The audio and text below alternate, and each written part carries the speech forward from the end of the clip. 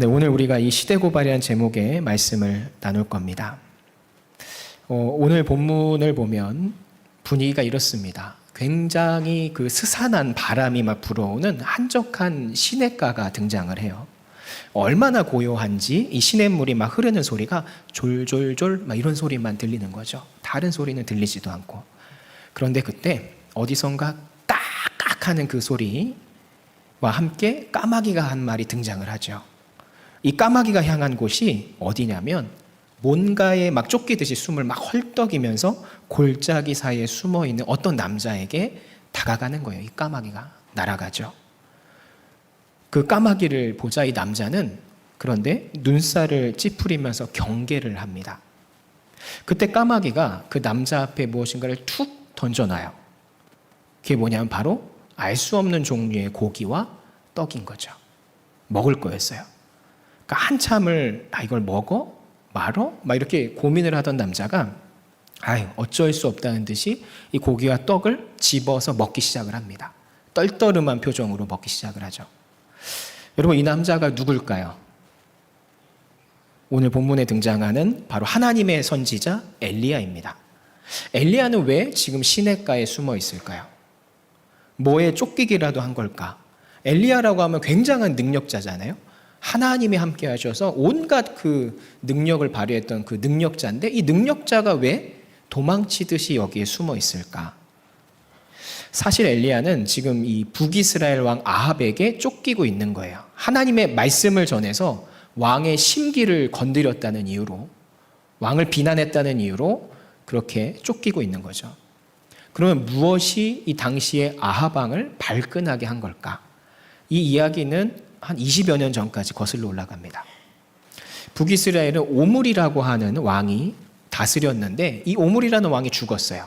그래서 그의 아들인 아합이 왕위에 올랐죠. 아버지 오므리는 하나님 보시기에 악을 정말 많이 행한 왕이었어요. 아들 아합은 그런데 그보다 더하면 더했지 덜하지 않은 더 악독한 왕이었습니다. 이방신 바알의 근거지였던 그 시돈 땅의 공주 누구죠? 이세벨과 혼인을 했을 뿐 아니라 바알과 아세라 신전을 들여오고 신상을 세워서 섬기게 했어요. 이게 너희가 말하는 여호와다 라고 이렇게 말도 안 되는 망발을 일삼으면서 악을 행했죠. 하나님 보시기에 극악한 악을 행한 겁니다. 이에 하나님께서 선지자 엘리야에게 명하셨던 거예요. 너는 아합에게 가서 내 말을 전해라. 너는 그렇게 살면 안 돼 라고 이렇게 전하라고 엘리야를 보냈던 거예요. 그렇게 이제 목숨을 걸고 비장하게 아합을 찾아간 엘리야는 수많은 그 호위병들이 있고 바알 사제들이 있는 그곳에서 둘러싸인 채 그러니까 목숨을 걸고 간 거예요. 목숨 걸고 하나님의 말씀을 전했겠죠. 내가 섬기는 이스라엘의 하나님 여호와께서 살아계심을 두고 맹세하노니 내 말이 없으면 수년 동안 비도 이슬조차도 있지 아니할 것이다. 이렇게 선포를 해버립니다. 하나님의 말을 전하죠. 근데 순간 굉장한 정적이 흐르고 분위기가 안 좋아져요. 그 아합과 이세벨 그리고 바알 사제들까지 일시의 표정이 다 일그러지는 거예요. 안 좋아요. 왜 그랬을까? 비 안 오는 게 뭐 대수지? 우리 이렇게 생각할 수 있잖아요. 근데 당시는 어떤 시대죠? 뭐가 주를 이루는 시대일까요? 농경사회였어요. 농업이 주 수입원이었단 말이에요. 그래서 이 농사가 망하면 그 나라도 망할 수 있는 구군이 걸린 일이거든요. 그런데 그 농사를 가장 중요하게 지탱해 주는 게 뭘까요? 비예요, 비. 물이 부족하면 농사가 잘 될 수가 없거든요. 그런데 그 비가 한 방울도 내리지 아니하겠다라고 선포를 해버리는 건 저주를 퍼붓는 거예요. 어떤 저주죠? 그 나라를 망하게 할 것이다라고 이런 저주를 퍼붓는 거예요. 그 얘기는 뭐예요? 네 왕이 무능해서 잘못해서 이 나라 망하는 거야. 이렇게 퍼붓는 것과 똑같은 거죠. 그러니까 엘리야를 죽이고 싶었겠죠. 말도 안 돼. 망신을 준 거예요. 대신들 앞에서. 수많은 그 신하들 앞에서 자기를 망신 준 거예요. 그러니까 죽이고 싶었을 거예요. 그런데 하나님의 선지자인 엘리야, 백성들에게 그래도 인기가 있었거든요. 그렇기 때문에 이 엘리야를 공적인 자리에서 죽일 수는 없었던 거죠. 그래서 일단 보내줍니다. 그래서 엘리야를 돌려보낸 뒤에 몰래 죽일 계획을 세웠던 거예요. 그래서 궁을 어떻게 빠져나온 엘리야에게 하나님이 그때 뭐라고 말씀하시냐면 너는 여기서 떠나 동쪽으로 가서 요단 앞 그릿 시냇가에 숨어라. 그 시냇물을 마시면서 기다리고 내가 까마귀들한테 명령을 해서 너를 먹일 거야. 그러니까 거기서 잠깐 기다리고 있어. 이렇게 하나님이 명령을 하신 거예요. 그리고 그렇게 시냇가로 가서 목을 축이면서 하나님 말씀을 따라서 기다리고 있었던 거예요, 엘리야가. 그러니까 여기까지가 오늘 본문의 이야기인 거예요. 까마귀에게 받아먹는 것까지. 근데 지금 엘리야가 뭘 했죠?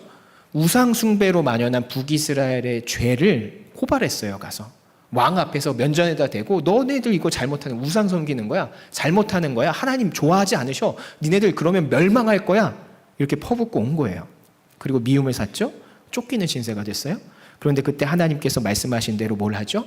그릿 시냇가로 숨어들어서 까마귀를 통해 음식을 공급받는 거예요. 하나님은 참 자상하세요. 세심하셔요. 인적 하나 없는 곳에 뭘 배달해 주시는 거예요? 음식을 배달해 주는 거예요. 요즘 같은 세상에도 산골에다 배달해 달라고 그러면 아무도 안 올 겁니다. 돈을 막 5만 원 준다고 해도 안 갈 거예요. 근데 하나님은 어떻게 하신다고요? 특급으로 날아다니는 작은 소형 비행기를 이용해서 딱 갖다 주신다라고 하는 거죠. 하나님은 우리를 그렇게 세심하게 챙기신다라고 하는 의미입니다. 그런데 이 음식을 먹으려고 했던 엘리야의 표정이 밝지가 않아요. 밝지가. 왜 그럴까요?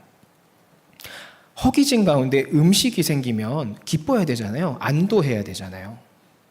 그리고 더구나 누가 주신 거예요? 하나님이 주신 음식인데 기뻐하지 않아요. 떨떠름해 한다니까요. 여러분 그렇지 않아요? 하나님이 여러분에게 뭔가를 베풀어 주셨다는 확신이 들면 기쁘지 않아요? 나 응답받았네? 하나님이 나 축복해 주셨네? 당연히 기쁠 건데 이 엘리야가 기쁘지가 않은 거예요. 지금 분위기상. 레위기 11장에 보면 이 먹지 말아야 될 부정한 새 중에 까마귀가 있습니다. 그러니까 유대인들에게 까마귀는 율법적으로 어떻게 인식될까요? 먹어서도 가까이 해서도 안 될 부정한 짐승인 거예요. 그런 새. 그런 까마귀가 물어다주는 음식은 어떨까요? 아무리 하나님이 얘기하셨다 해도 선뜻 받아먹기가 좀 그랬던 거예요. 아, 내가 명색이 하나님의 사람인데 선지자인데 그래도 부정한 이것을 내가 받아먹어도 되나? 이런 생각이 앞섰다라는 거예요. 거부감이 드는 게 당연한 거예요.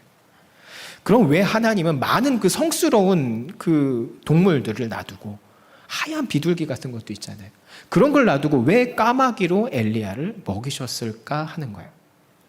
왜 부정한 짐승을 들어서 하나님의 선지자를 먹이셨냐라는 거예요.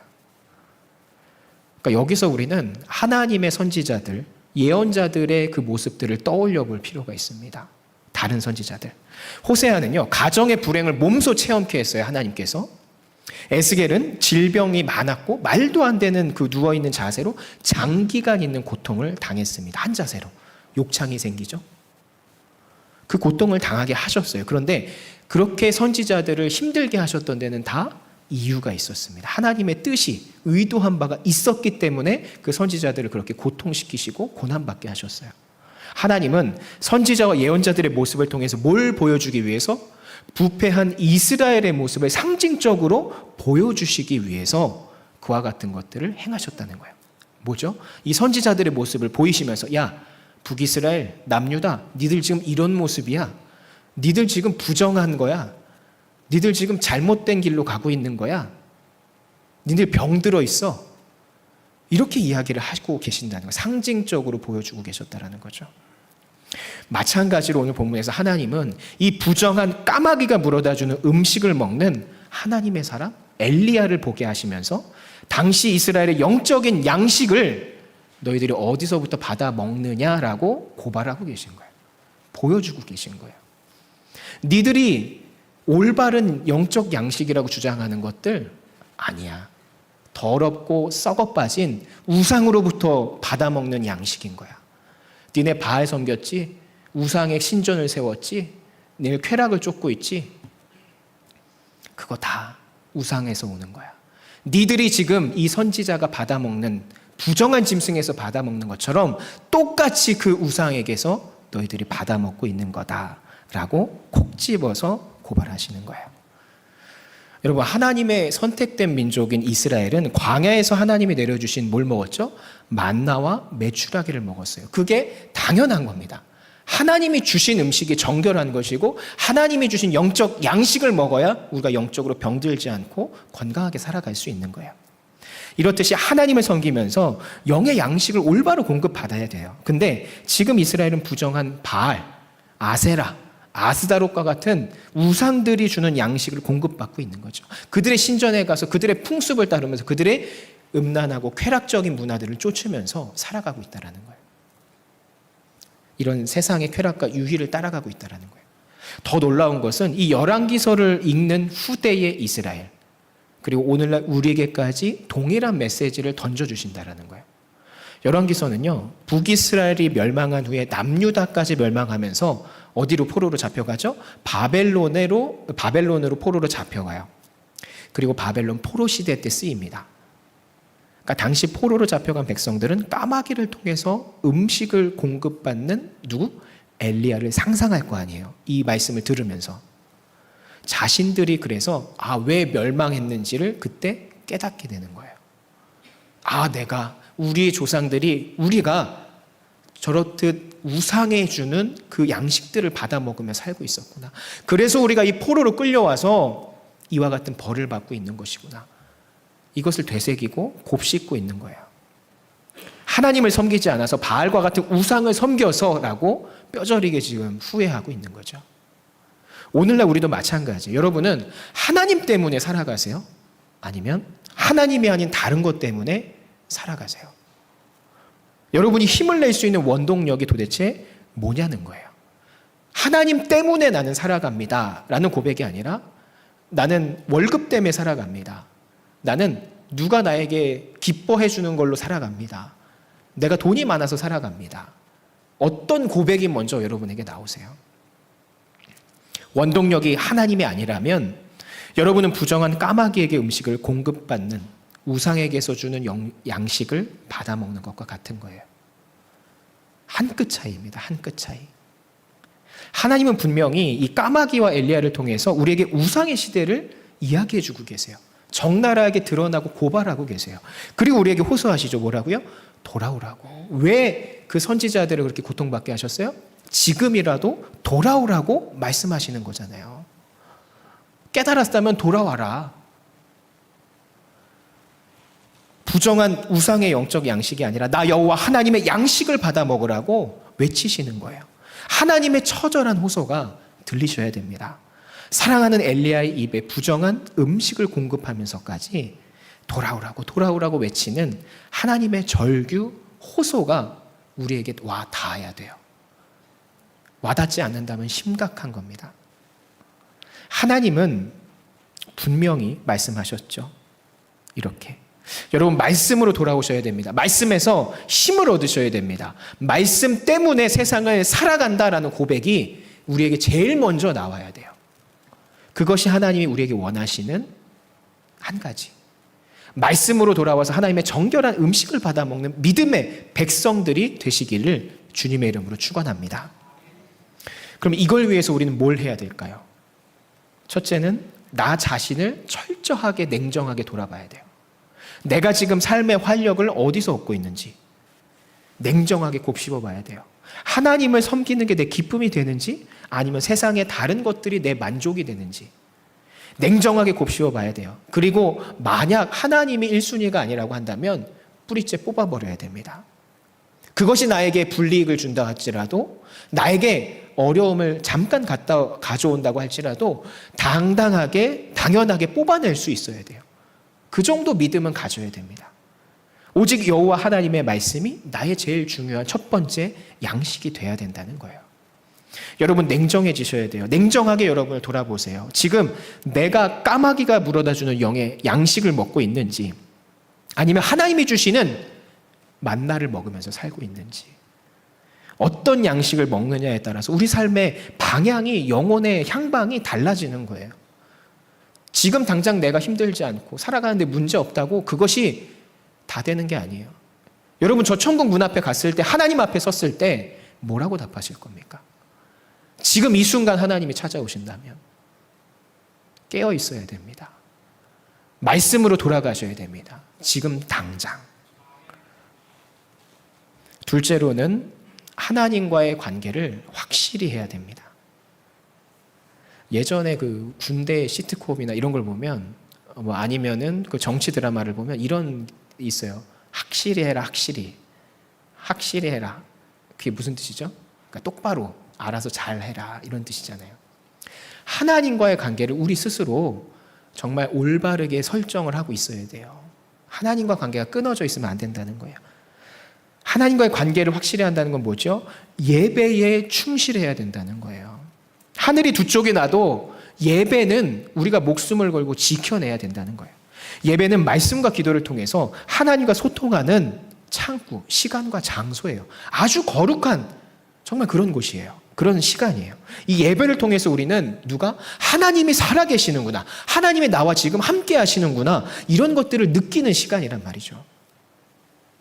한 주 동안 슬프고 힘들고 어려움이 있었어도 하나님께 나와서 예배를 드렸을 때 우리가 위로를 얻는 그 순간, 하나님이 나를 지켜주셨구나, 하나님이 나를 위로하시는구나, 그러니까 하나님이 살아계시구나, 하나님 나와 함께 하시는구나, 이것을 느끼고 우리가 회복되는 공간이 어디? 이곳이라는 거예요.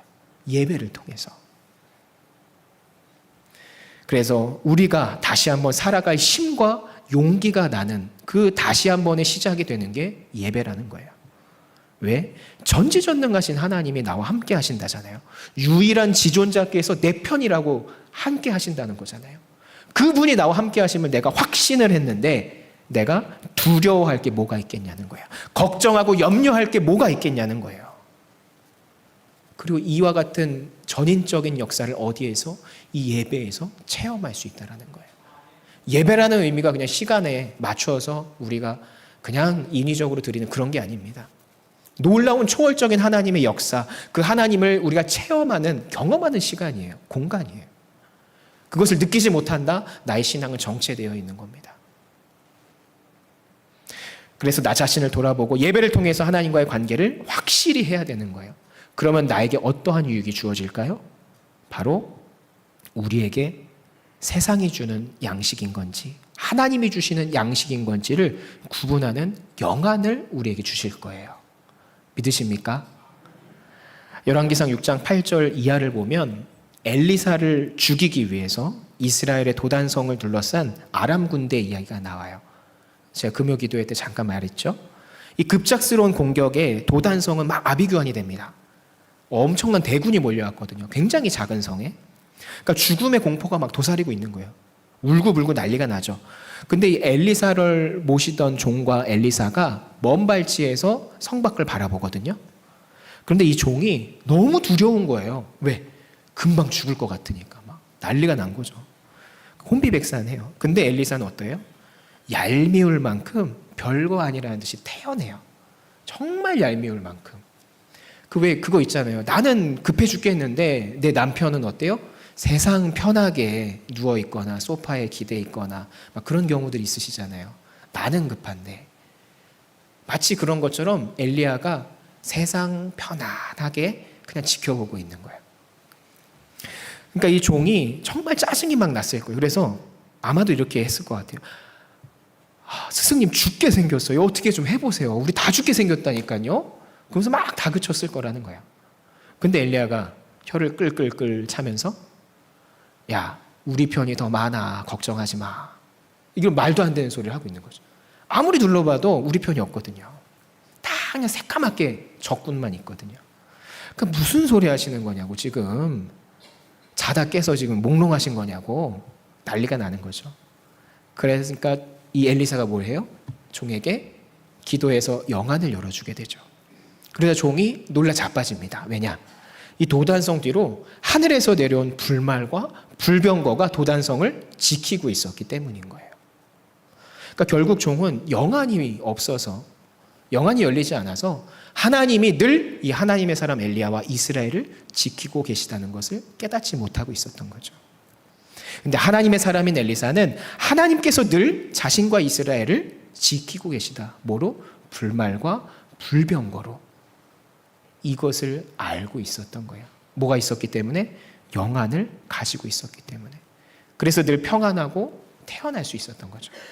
그러니까 바로 이 영안, 하나님이 늘 나와 함께 계심을 깨닫게 해주는 이거, 내가 지금 받아먹는 게 하나님이 주시는 건지 사단이 주는 건지 구별할 수 있는 거, 그게 바로 어디에서부터 오냐? 예배를 철저히 함을 통해서 하나님과의 관계가 확실히 정립된 믿음의 사람에게 그것이 주어진다라는 거예요. 흔들리지 않는다라는 거예요. 하나님이 내게 말씀하시네? 내게 응답하시네? 오늘 뭔가 어떤 마음이 들어서 내가 하나님께 기도를 했는데 나에게 이런 울림을 주시네? 여러분, 이와 같은 확신과 체험이 뭐죠? 하나님이 살아계시다는 증거잖아요. 하나님이 나와 함께 하신다는 증거예요. 그러니까 우리는 더 하나님께 가까이 갈 수 있는 것이고, 이걸 통해서 영안을 가지고 우리가 구별을 할 수 있게 된다는 거예요. 그런데 조심해야 될 게 있습니다. 뭐냐면, 우리가 세상을 살다 보면 우리에게 찾아오는 안 좋은 게 있어요. 뭐냐? 근심과 걱정과 두려움입니다. 이것들은요, 우리의 영안을 가려버려요. 왜냐? 이것들이 하나님의 살아계심을, 능력을 의심하게 만들기 때문이죠. 내가 뭔가 기도했는데 내가 생각하는 때에, 원하는 때에, 원하는 방법으로 이루어지지 않네? 하나님 살아계신 거 맞나? 이거 걱정되네? 시한은 다가오는데 이거 빨리 해결돼야 되는데 어떡하지? 하나님 안 계신 것 같으네? 솔직히 그런 마음이 내뱉진 않아도 들 때가 있지 않습니까? 그게 근심과 걱정과 두려움으로 우리를 무너뜨리려는 사단의 계략인 거예요. 하나님의 살아계심을 의심하게 만들죠. 여러분, 신약 성경에 보면 예수님께서 칠흑같이 어두운 밤에 갈릴리 그 호수에서 배가 한가운데 있고 거기서 잠이 드셨어요. 그런데 이 깜깜한 곳으로 이제 누가 찾아오죠? 베드로가 찾아옵니다. 근데 처음에 갈 수가 없는데 예수님이 뭐라고 하죠? 걸어오라고 합니다. 그러니까 베드로가 믿음으로 한 걸음 한 걸음 내딛죠. 걸어갑니다. 근데 뭐가 불어요? 풍랑이 휑 하고 한번 붑니다. 풍랑이 부는데 깜깜해요. 칠흑같이 어두워요. 보여요, 안 보여요? 예수님도 막 귀신처럼 생각했거든요. 희끄무리한 뭔가가 막 있는. 그러니까 휑 하니까 어떻게 해요? 빠질까 봐 무섭잖아요. 그러니까 두려움이 찾아오면서 어떻게 되죠? 물속으로 빠져듭니다. 두려움이 커지면 커질수록 베드로의 몸이 가라앉아요. 즉, 예수님이라는 그 존재가 분명히 전능하신 분이 저 앞에 계신데 그분이 오라고 하셔서 나는 갔는데 풍랑 하나 탁 불었더니 두려움이 가득해. 그 가득하니까 뭐가 가져온 거예요? 내가 주님 앞에 있는데도 그것조차 잊어버리는 거예요. 내가 믿고 있었던 그 영적인 그 순간이 사라져버리는 거예요. 이처럼 두려움이라는 것은 우리를 눈을 가려버리는 겁니다. 그래서 두려움이라는 존재를 우리는 철저하게 조심해야 돼요. 경계해야 됩니다. 우리의 영안을 가리우니까. 이스라엘도 처음에 신실했어요. 하나님이 주신 양식만 받아 먹었죠. 가나안에 들어갈 때 이방 나라의 문화가 아무리 유혹을 해도 뛰어나 보여도 부러워하지 않았어요. 그런데 어느샌가 어떻게 돼요? 그 유혹에 넘어가요. 이방 문화와 신을 따르지 않으면 뒤처진 것 같은 그 두려움에 사로잡혀요. 그래서 스스로 하나님을 볼 영안을 아마도 가리우게 됐을 거예요. 세상이 주는 것을 내가 취하지 않으면 내가 시대에 뒤떨어진 것 같고, 내가 손해보는 것 같고, 내가 뒤처지는 것 같은 이 두려움과 걱정이 이스라엘을, 그리고 오늘날 우리를 가려버리는 거예요. 그래서 하나님을 의지하지 못하고 예배 가운데 나아가도 기쁨이 없게 되는 거예요. 그렇게 엘리야에게 까마귀가 음식을 물어다 주는 것처럼, 그래서 하나님 보시기에 부정한 영의 양식을 좋다고 받아 먹고 있게 되는 거죠. 여러분, 우리는 어떻습니까? 우리는 누가 주는 양식을 받아 먹으며 살고 있죠? 하나님이 주시는 양식을 받아 먹고 기뻐하며 살고 있습니까? 아니면 세상이 주는 양식을 기쁘다고 먹고 살고 있습니까? 솔직히 어떤 것이 더 기쁘고 만족스러우세요? 여러분, 스스로 냉정해지셔야 됩니다. 이거는 신앙의 연수가 높고 낮고가 상관이 없어요. 왜? 그 두려움은 누구에게나 언제든지 찾아오니까. 화려함과 풍성함에 빠져서 세상이 주는 양식을 탐하고 있지 않으십니까? 이렇게 우상의 시대를 고발하신 하나님의 말씀을 오늘 우리가 들었다고 한다면 우리는 지금 돌아서야 돼요. 새롭게 태어나야 됩니다. 주님이 주시는 영적 양식을 받아 먹기로 결단하셔야 돼요. 예배 가운데 기쁨이 있기를 소망하시고 그걸 위해서 기도하시고 오직 주님이 주시는 영적 양식을 제1순위로 여기겠다고 하는 그 믿음으로 무장하셔야 됩니다. 그런 믿음을 가지고 여러분이 살아가실 때 하나님이 더 여러분을 깊게 만나 주실 거예요. 여러분이 어떤 어려움이 있어도 그 마음의 위로를 더 크게 주실 거예요. 왜? 하나님이 살아계시고 나와 함께 하신다는 확신이 있으니까 나는 두려울 이유가 없거든요. 두려움에 빠질 리가 없습니다. 그런 믿음의 자녀가 되셔야 됩니다. 그런 믿음의 자녀가 되셔서 칭찬받으시는 우리 믿음의 성진교회 하나님의 백성들이 되시기를 예수님의 이름으로 축원합니다. 기도합니다.